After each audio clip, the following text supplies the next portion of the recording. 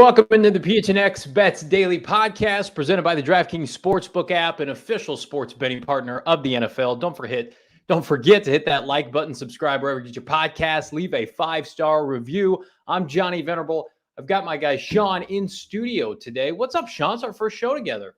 It is. I actually didn't even think about that. I'm doing well. How are you? I'm good. We finally got Shawn in front of the camera. We've kicked Shane to the curb. He is currently in the bleachers in Mobile, Alabama at the Reese's Senior Bowl, where I'm told it is raining. And I'm also told, we've kicked his ass to the curb, at least for this week. He'll be back. Who knows? Maybe next Monday, maybe Friday. I don't really know. But in my opinion, we've upgraded with Shawn to talk about, in my opinion, a loaded Wednesday in sports between NHL, college basketball, NBA. We've got teams fighting for their lives right before the All-Star break. My guy, Shawn, what are you excited about tonight? I'm excited for it all. I'm excited for hockey specifically. I'm a huge hockey guy. Yotes had a massive win last night, so I'm excited to see if they can somehow keep that going. Although, spoiler alert, once we get to my picks, I don't think they do. The Yotes are fun, even though they're kind of terrible. I think I enjoy their game. So give me some insight, because I don't know hockey at all, and I've been transparent and upfront with our viewers about that. As you know, I've gotten roasted by Leah amongst others about the fact that I don't know the rules, right? So if there are others like me out there that want to dip their toe into the NHL betting scene, specifically with the Coyotes, what is a good rule of thumb in your opinion when trying to bet on the Coyotes? Don't just stay away from it. The Yotes are generally listen, last night I would have told anybody to not bet on the Yotes because they were playing the hottest team in hockey and they somehow upset them in the shootout. And then last weekend they were playing a team that is most definitely worse than them in the Buffalo Sabres, and they got destroyed by them. So they're a very hard team to bet on. Generally speaking, I like betting the puck line. Like, if you want to bet on the Yotes, if you want to bet for them, but bet the puck line because they can still lose, but at least keep the game close. But I don't know. Saves, if you can bet on saves, is a good one because the Yotes tend to give up a lot of shots, and then our goaltenders have to stand on their head. So let me revert it back to football, which is just my bread and butter. Like the Detroit Lions, for instance, terrible team this year, right? Yep. Picking, I think, second and third in the draft, but they were terrific against the spread. Every week they would come out and play hard. Are you saying the Coyotes are probably not to that extent? Like, there will be nights they just won't show up? Yeah, they're really hard to predict what's going to happen. Betting on hockey in general is pretty hard because it's just it's pretty unpredictable, which is why the puck line always stays at a puck and a goal and a half for the most part. But if you do want to bet on it, I like betting the over too. Over usually around 5.5, 6 goals. But yeah, it's that I wouldn't say that they are quite to the Lions level. They're not consistent enough to guarantee that they're gonna at least cover on any given occasion. They don't have a Dan Campbell leading the way, unfortunately, biting kneecaps off. He, by the way, is at the Senior Bowl now and looks hungry and ready for more body parts. But I wonder what the puck line was for the Coyotes to win last night. Do you know what was it like? Like 500 plus 600? Money line was like plus 460. I think it was. Wow. Them winning last night was the largest upset in the NHL since 2006. What? On the money Wow. line. Yeah. So it was a very massive win. The Avalanche had won 18 straight home games before that, and 9 straight games before that. So they were a very hot team. The Yotes were not supposed to win that game, and they pulled it out.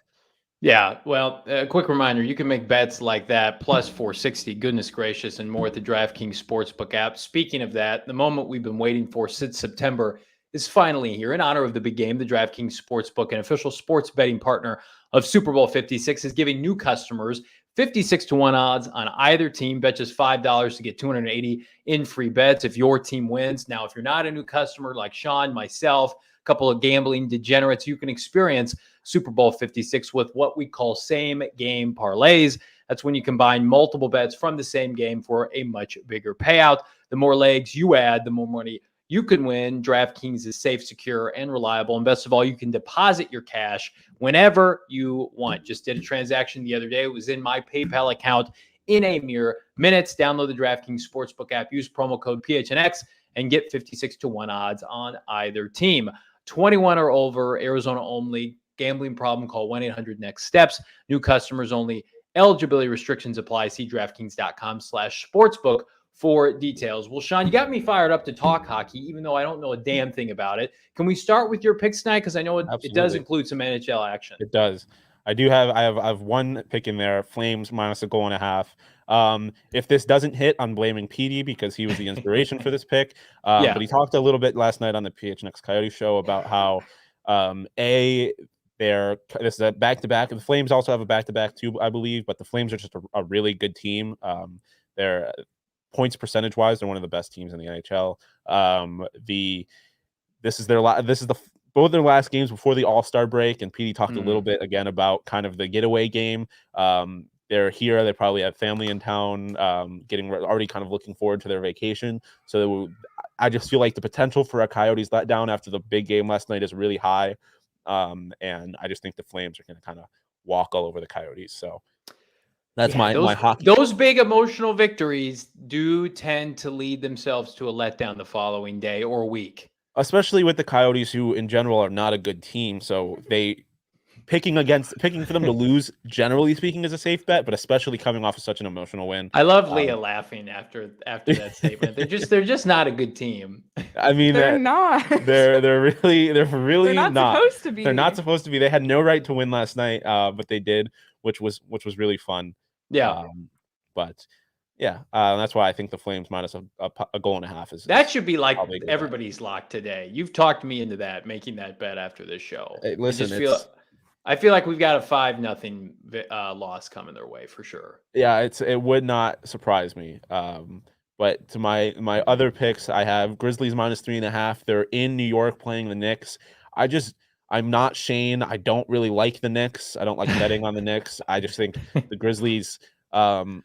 I feel like they're one of the best teams in the NBA, but they still are disrespected, and they play like they're disrespected. And once we get to my props, I'll talk about. I think Ja is gonna have a big game.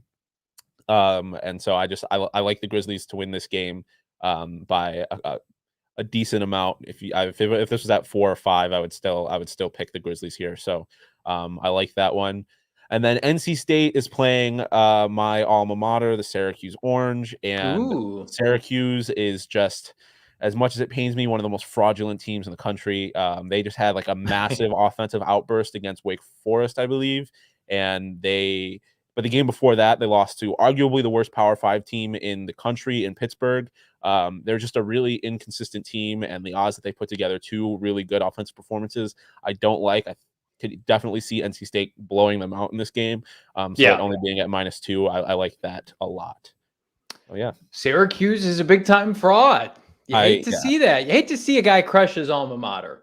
I'm realistic about them. I'm a journalist at heart, Johnny, and we're all objective here. We're in the business of making you money. So when we have to stab our alma maters in the back, we do so regularly here. I also bet on Syracuse against Pittsburgh because Pittsburgh is one of the worst teams in the country, and they are the worst Power 5 teams in the country, and Pittsburgh beat them by a lot. So I can't trust Syracuse.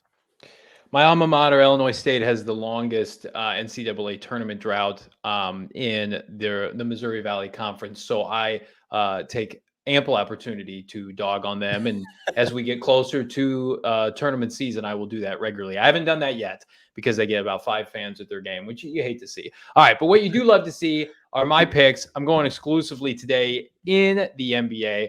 Listen, the Blazers are not a good team this year, but neither are the Lakers. They're at LA. CJ McCollum is the best player playing in this game tonight. He's averaging upwards of 21 points per game. The Lakers are on a 3-game losing streak. I think it goes to 4 tonight, back at home. I'm not high on this team at all. I think they've quit. I think there are some of their parts which just is a mixed bag of meh players. Poor LeBron. Anthony Davis is always hurt. Probably leaves this game again tonight. I like the Blazers to score the upset. I also like the Kings tonight. Listen, the Kings also not a good team. But you know who else isn't a great team? The Brooklyn Nets, who are on a back-to-back. They lost yesterday, of course. We're going to talk about some of their standouts. By the way, I almost hit Shawn, I don't know if you know this or not. My Kyrie Irving over of 26.5 points. Of course, Kyrie screwed me and only had 26 points. But I digress. I think the Kings come back. I don't like them to win outright, but I do like them hosting Brooklyn off a big emotional loss tonight to at least cover the +4. So probably have it be a one possession game coming down into the fourth quarter. And then, okay, the Wizards. Also, I'm taking a bunch of dogs today. I'm taking a bunch of underdogs. We saw with the Coyotes last night. Anything can happen. Wizards are at the Sixers tonight. Everybody loves the Sixers. They're the best team in the East. Joel Embiid's the MVP. This is the perfect opportunity at +10.5. You get a letdown performance. Again, I'm not taking the Wizards money line, but I do. This is the typical game right before the All-Star break. Everybody's ready to go and party. Where's that game at? Miami or whatever. And get the hell out of Philadelphia. You know Joel Embiid can't wait to leave Philly. Yeah, isn't it in Miami? Game is almost Miami. It's in Cleveland, Ohio. Oh my God. Yeah. yeah. So my rationale there didn't work. Why don't they do like the All-Star game in like a destination city? I don't. Okay, so I don't know. That's awful. I don't know. I know of all the NBA cities, Cleveland has to be the worst. Good God. Well, my point still rings true that the Sixers are looking ahead to the second half. And I just, at this point, I feel confident that they're going to cover the 10.5. Excuse me, they're not going to cover the 10.5. I'm not picking the money line. I'm being a little fraudulent like your Syracuse Orange and not doing money line with all these dogs today. But I do think we see competitive games in all three. We've got some props before you get to that. Was one of your New Year's resolutions to look and feel better in 2022? You know, forget the gym, forget the crazy diets. How about this? Rocking some new PHNX gear. Shawn, where's your PHNX gear? Is it underneath your hoodie? Is it laundry day? I have it on my laptop and my water bottle. I have Code of the Coyote here and another Coyote, and the Gorilla and Biba. Man, your Coyote fandom is strong today. I'm digging that. Good vibes from the Coyotes off their one-game winning streak. You can get those. You can get those stickers and this sweet ass. Maybe we're just having better T-shirt and more at the PHNX merchandise locker at phnxlocker.com today. Pick up any sticker pack like my guy Shawn's got. Those are just $5. Those are high quality stickers, man. I've got them all over my laptop as well. You can get a tee for $29.99, or you can become a member outright and get a free T-shirt. Right now, we're doing 20% off all Suns gear on the website. Get it while they're hot. That's phnxlocker.com, or get a membership at gophnx.com. Well, Shawn, are your props ready to go? Should we do mine first? They are, but I just want you to know that it's a janky graphic, so I apologize. This is the highest quality of show that we do here, Leah. If they are not pristine and if they look like they were made in Microsoft Paint, I'm going to be upset. Well, but we used Shawn's old head. Let me just pull it up here. There it is. Listen, my I still look good. Just kidding. I look terrible there. That looks great. But my props, like I said, I'm fading the Coyotes hard. Matthew Tkachuk, leading goal scorer. You get for over on. So goal scorer in hockey is a very risky bet. It's more risky, obviously, a lot riskier than like anytime touchdown scorer in NFL. But I like shots, especially because I think this is going to be a letdown performance for the Coyotes. They have a tendency to give up a lot of shots. I mean, Vejmelka has had like multiple, like 2 45 save performances this year, I think. So Tkachuk is just like their second leader, like second in on the Flames in shots per game or shots this season. But like I said, it's +100. So I think him at over 3.5 shots is a pretty safe bet at +20. And then Ja Morant, like I said, I think Ja's going to have a big game. No Dylan Brooks, and he's scored at least 25 points in 10 of his 12 games without Dylan Brooks. And then you just throw in the points and rebounds, or the rebounds and assists, over 40.5. I think he hits that pretty easily. I think he's going to ball out in New York. It's shocking to me how good the Grizzlies are. Is it shocking to you? The fact that they're over almost 20 games over 500. Yeah, I definitely didn't expect this. It's not shocking to me that they're good and in a playoff spot. I'm definitely shocked that they're this good. I just love Ja Morant. I love that team. They play with a chip on their shoulder, and I think they kind of embrace they embrace the Memphis mentality, just kind of the city, and I think that's always good for a team when they kind of get the city in their backing them. Backing them. Yeah. So I like the team a lot, but I am definitely surprised that they're playing like this. But Ja is definitely the kind of guy that likes to prove doubters wrong, and I feel like there's no better stage in the NBA to do that than Madison Square Garden. So I think he's gonna ball on MSG tonight.